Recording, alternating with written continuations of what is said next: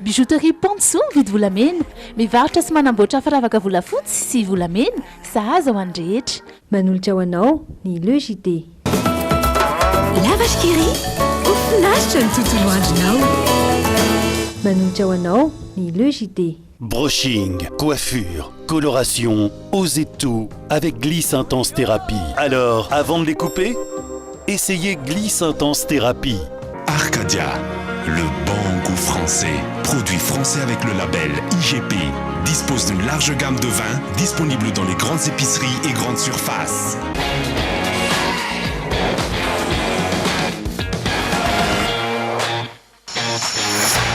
Techno manolotra ho anao ny Le JT. Avec le programme de fidélité Brico 10, économisez avec des remises et offres exceptionnelles à chaque achat. Valable dans tous les magasins Brico 10. Brico 10 manolotra anao. Luxor, le plaisir du confort. Vous présente Le JT. Sam Assurance vous écoute. Sam Assurance, member of Sanlam. Assurance Sam vous présente Le JT.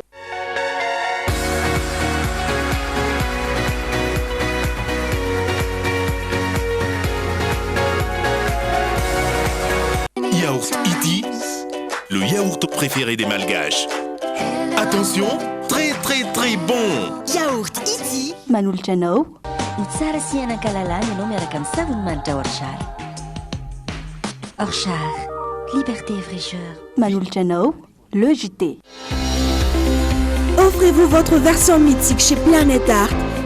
Vous présente Le JT. Tsy mitsahatra mikaroka izay tsara ho an'ny zanako sy lipi. Ianao koa raha tianao ny zanakao, safidio sy lipi. Ma safidiko numéro 1 malagasy manolotra ho anao.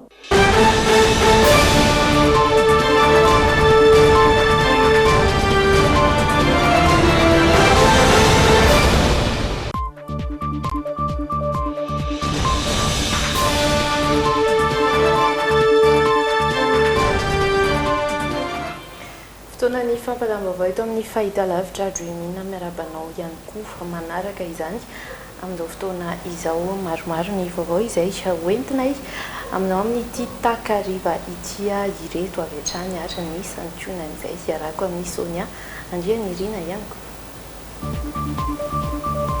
Vonona ny andray fepetra ny CNI raha voamarina tokoa ny sy ny fampidirana anarana hafa anaty lisam-pifidianana io nambarany tompona andraikitry ny CNI androany taorian'ny filazana sy olom-bavivoaka timy fa nisy fikitiana ny lisam-pifidianana.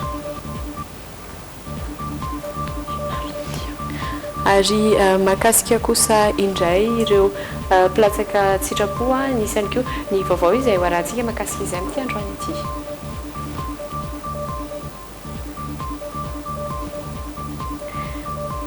Ary eo amin'ny mahakasika ny fitrandrana kosa indray nisy ny vaovao izay navoaka teny anivo ny filan-kevitry ny ministra tamin'ity androany ity mikasika ny fitrandrana fasy mainty amin'izao fotoana izao.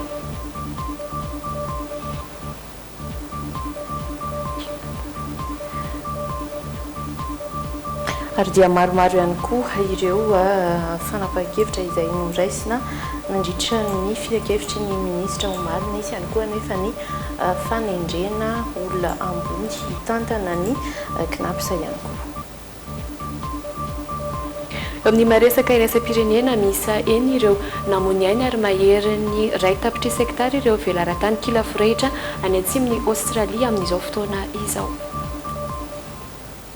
Manatitra ny araba ho antsika rehetra ny tokantrano indray amin'ity alina ity ary manasa antsika ihany koa hanaraka ny fampalalam-baovao hatramin'ny farany.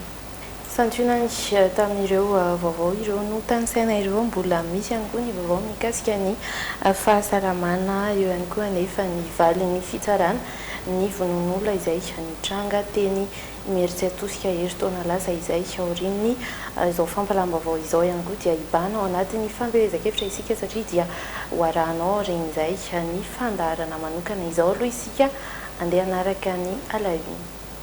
L'IMT is an international private university. Pour vos bacheliers, travailleurs, nationaux et étrangers, l'IMT vous offre 3 filières dispensées avec triple spécialité.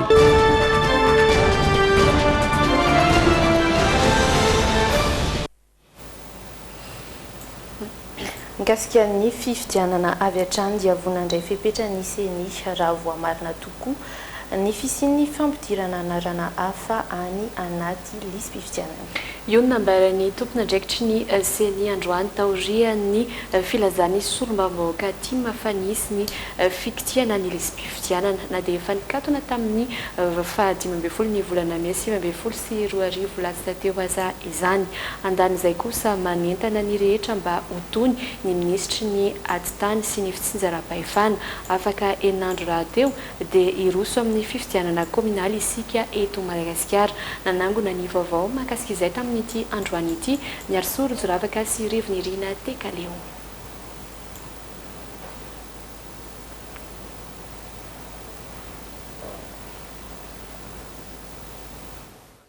Herinandro mahery kely izay nanao valandresaka ho an'ny mpanao gazety ny solombavambahoaka ny Antoko Tiako Madagasikara. Nilaza fa misy mampiditra anarana hafa ao anatin'ny lisy mpifidianana amin'ireo boribory tany enina ato anatin'ny komina Antananarivo renivohitra. Na dia efa nambarany lalàna azy fa efa nikatona tamin'ny 15 May 2024 ny fikitiana ny lisy mpifidianana. Ao anaty lalàna dia mazava be izay manao manipulation ana liste électorale na mikitika an'io dia mazava be fa misy sanction anatin'io na sanction administrative zany na sanction pénale misy daholo. Nanontaniana momba io trango io ny seny androany ary namaly fa vonona andray fepetra raha vao marina tokoa ny fisiany izay fampidirana anarana hafa ao anatin'ny lisy mpifidianana izay. Ny lisy mpifidianana nampiasaitsika tamin'ny législative ihany ny lisy mpifidianana izay ampiasaitsika amin'izao. Confronté eto dia hitatsika hoe aiza le zavatra mitombo sy zavatra diso zany. Dia miandry zany ny senia mba hitondrana an'izay tena hoe proof tena mivaingana zany eo anatrehany zany zavatra lazaina etsy sy lazaina ero zany. Naneho ny heviny mikasika io fanambarana nataon'ny solombavambahoaka timy io ihany koa ny ministry ny atitany sy ny fitsinjaram-pahefana nambarany fa tsy mendrika ny sotoavina malagasy ny mifampikorotana. Aoka izay ty fanakorontanana saim-bahoaka ty alomba ny zavatra marina sy tena misy no horesahana zany. Eninandro sisa dia higadona ny 17 Novambra fotoana natanterahana ny fifidianana ben'ny tanàna sy ny fifidianana mpanolotsain'ny tanàna. Miantso ny rehetra ho tony ny ministry ny atitany sy ny fitsinjaram-pahefana. Mikasika ny fanatanterahana ny fifidianana munisipaly sy ireo fifidianana izay mbola hoatrehantsika manaraka dia manao toy vakana hatrany ireo mpiara-miombina antoka sy fanampiana avy amin'ny firenena maro samihafa. Isan'ireo nanatanteraka izany tamin'ity androany ity ry zareo Norvégiana ary nanatrika izay ihany koa Iandry Lalaina Andriamasy sy Dolphe Rakotoniaina. Volana arivo sy iray alina sy roa hetsy dolara na $700 sy 900 tapitrisa ariary eo narotsaky ny fanjakana Norvégiana ao anatin'ny kitapo-bola SACEM natahiry ho an'ny fikirakirana sy fikarakarana fifidianana eto amintsika. Nambara nampina ny fikarakarana fifidianana kominaly ny 17 Novambra ho avy izao izany. Hatreto dia mizotra tsaka sy andava ny fanomanana ity fifidianana ity raha ny fanazavana omeny filoha vamerim-pena maleo tena amin'ny sahana fifidianana. Ny fanomanana aloha dia mandeha amin'ny atsakany ary amin'ny andavany amin'izao fotoana izao zany zao ny entana dia efa lasa daholo ny entana fa ny Antananarivo ihany sisa no ao zany mba hialana amin'izay mety hoe olana mety hitranga isan'ny tokony zany dia amin'ny farany tena farany zay vao alefatsika ny Antananarivo. Ankoatray dia nahasolosaina sy fitaovana informatika maromaro avy tamin'ny ministeran'ny toe-karena sy ny teti-bola androany ny seny. Fitaovana izay ampiasaina ao amin'ny fanisam-bato sy fikarakarana voka-pifidianana amin'ireo faritany enina manerana nosy ho amin'ny fifidianana kominaly ho avy izao. Mbola hotoizantsika ny vaovao mikasika ny fiatrehana izay fifidianana izay dia ny fampelezan-kevitra raha ny marimarina kokoa rehefa kelikely eo mbola hoarano ihany koa ny fandarana manokana momba izay fampelezan-kevitra izay hatrany. Andeha aloha isika hiampita ao amin'ny dokam-barotra amin'ireo vaovao maro samihafa rehefa ampio miona. Ny logité ianao amin'izao fotoana izao avy hatrany isika dia hiditra ao anatin'ireo vaovao isan-karazany ny trangam-piarahamonina satria dia nivoaka omaly ny didim-pitsarana mikasika ilay raharaha izay nahavoaroroy olona miisa 7 navandoza namono ireo 3 mianaka tany Imeritsy atosika ny volana aogositra 20 sy 20 lasa teo. Iray tamin'ireo voasazy voatery hiasa anterivozina mandrapahafatiny miampy fandoavana lamandy 10 tapitrisa ariary, ny ambiny kosa afaka noho ny fisalasalana. Raha iverenana ny tranga dia novonoina tamin'ny fomba feno abibiana tao an-tran'izy telo mianan-kireto. Tsindronantsy ny aro fanolalana no nanaovan'ireo olon-dratsy azy ireo. Olona 7 no voaroroy tao anatin'izany ka ny 5 niakatra fitsarana. Tsy tonga niatrika ireo mpitsara sy ny mpitory kosa ny roa ambiny. Nilaza ho tsy afapo tamin'ny didi-pitsarana ny fianakavian'ny maro taorian'ny fitsarana izay naharitra oravalo ka nampiakatra fitsarana ambony. Amin'ny alarobia 20 ny volana novambra izao indray no fotoam-pitsarana manaraka any Arivony Mamo momba ity raharaha ity. Fanandraisan'ny fanjakana fohy be fepetra kosa ny mikasika ilay orinasa QMM izay manatanteraka fitrandrana amin'ny faritra Anosy ny tato anatin'ny taona maromaro izao.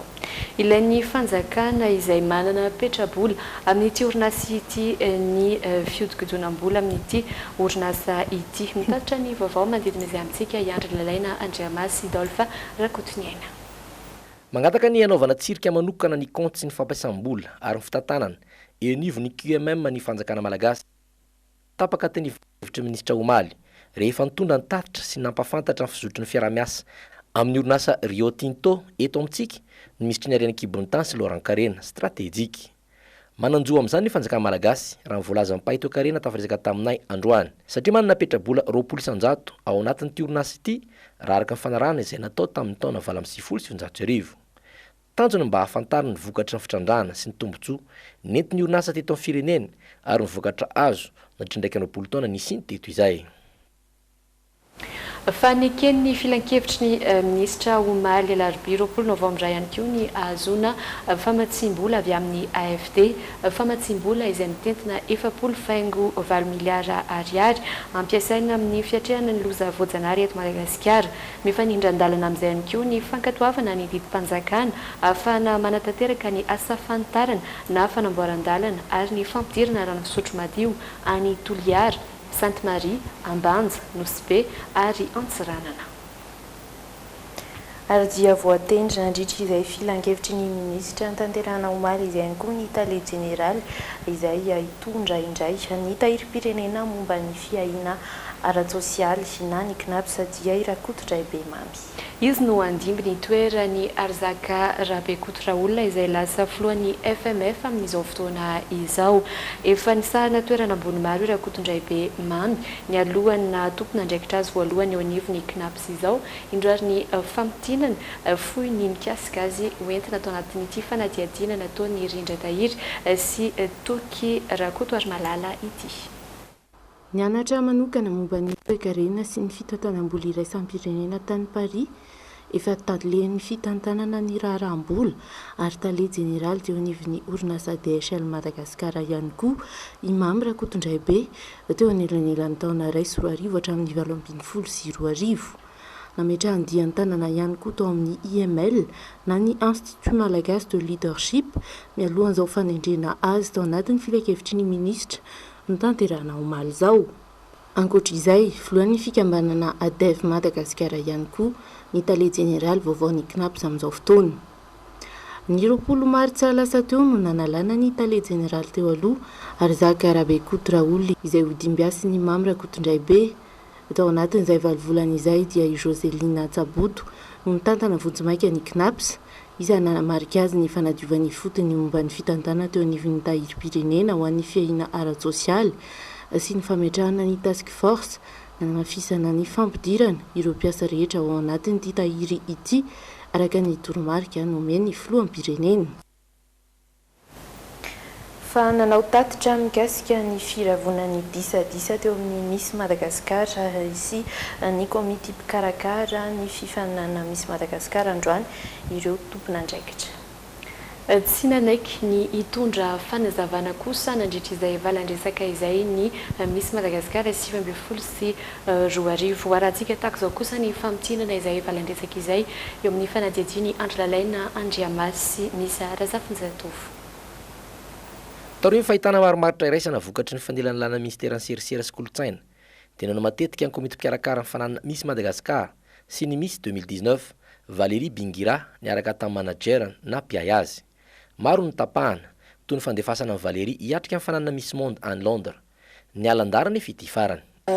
Ny procédure Miss Monde zany misy fangatahana atao aloha voalohany dia misy taratasy be dia be voalefan'ny zareo izay ho alefako any aminareo mpanao gazety rehetra le izy dia mameno an'iny taratasy iny isika fa angamba ny 2 na 3 andro tao aoriana ny fanaovan-tsonia no ny teny angery zareo hoe ajanona le izy fa tsy vonona ara-tsaina sy ara-batana izy no sady ohatrany hoe engagement an'ny fitondram-panjakana ny fandefasana azy ihany satria araka ny filazany fitondram-panjakana sy ireo mpiara-miasa aminy no andefa azy ihany ka raha tsy lany izy satria tsy niomana dia mety enatra ao antsika zay zavatra izay nefa ny tena zavatra marina aloha satria tena mety tsy nisy tokoa ny fiomanana fa tsy haiko hoe nisy malentendu ve zany satria raha ny fanazavana ny resaka tamin'ny komité tamin'ny farany teo izy dia hoe ny fanazavana tamin'ny mpanao gazety dia hoe élection 2020 ny tokony ataony zany hoe décembre 2020 io nangatahany tamin'ny CMM io fa tsy ny décembre 2019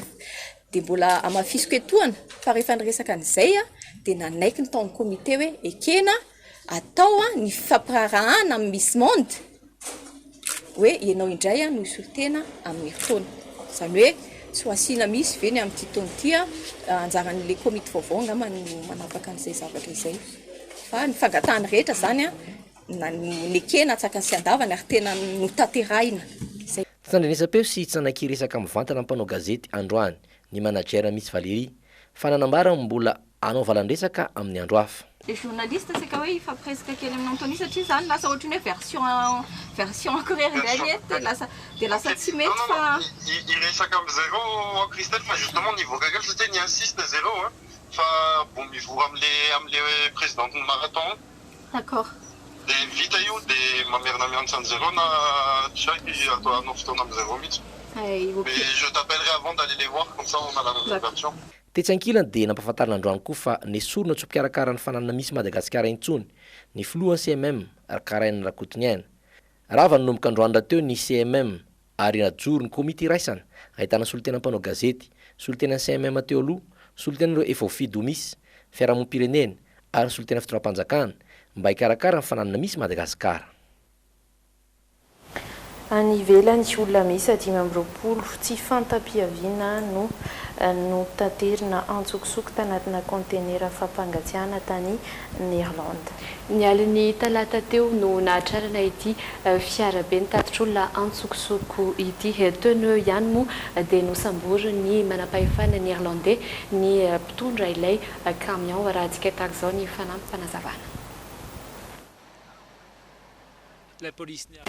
Misy kontenera fampangatsiahana nitatitra olona 520 antsokosoko no tratehaky ny mpitandro filaminana néerlandais raha anainga iazo ny Royaume-Uni. Raha ny vaovao nampitainy ireo manam-pahefana dia ny aliny talata teo no nitrangan'izany tao Rotterdam. Araky ny fantatra dia teratany Roumain ilay lehilahy nitondra ny camion. Teo no eo ihany dia nosambory ny mpitandro filaminana ity farany. Raha ny fanazavana hatrany dia efa hanainga mihitsy ilay fiarabe no nahaino feo hafahafa ireo polisy néerlandais ka niroso tamin'ny fisavana izany izy ireo ho ihany ny mpitondra teny ny polisy eto an-toerana.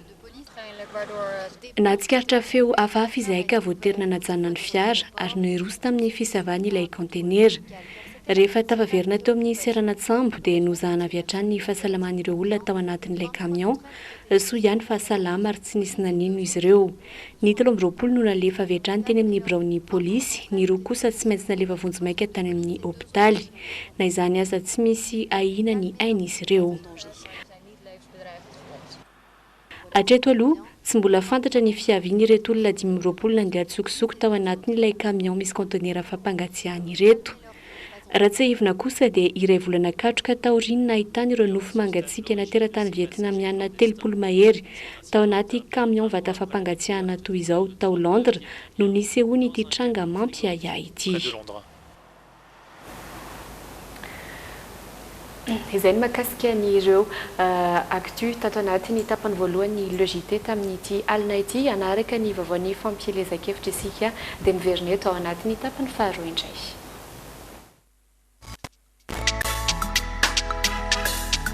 orembo mangakely rehetra tonga fotoana dia andao iovy e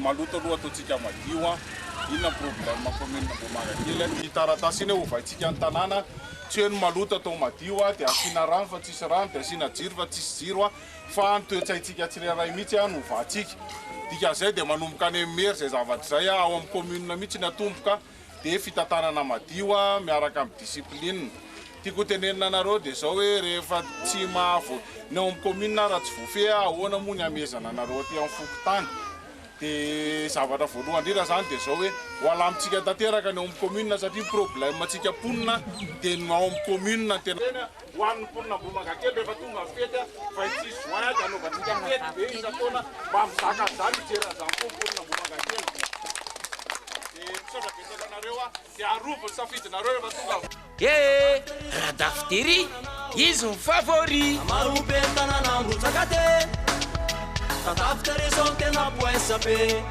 arehefa vity hoe izy lehibe ny tanànao tena mavita tanora izahay matsapa ny tena manana didy eto amin'ny firenena izay no mahatonga anay eto anatrehanareo eto tamin'ity taona 2019 ity dia miaina rivotra vaovao ny tany sy ny fanjakana nahazo filoham-pirenena mambahoaka sy tia tanindrazana vonona sesa anovany sy ampandroso angasikara malalatsika ity maria fa tsy filohan'ny antoko mapara sy ny TGV ihany izy fa filoham-pirenena ny zanavahoaka miara-misalahy ihany koa sy ny vahoaka malagasy rehetra tsy vavavola matola ny vahoaka ny filoham-pirenena dia noho ny faneken'ny vahoaka fa hitondra fanovana sy fahatsarana kokoa ary fandrosoana eo amin'ny fiainany noho ny fananany vina mazava ary azo tanterahana somatsara izay azo entina hanovana ny farim-piainan'ny vahoaka malagasy resy lahatra izahay avy ato amin'ny fikambanana ka hanohany tsy misy fepetra any Andriamatoa naina Andriantsitohaina ho be ny tanàna n'Antananarivo anjarany arivo zao tomboty ny fotoana hanovana ny tanàna n'Antananarivo miaraka amin'ny kandida laharana fahaefatra izay nomeny filoham-pirenena tsodrano anatanteraka ny velon'ny arivo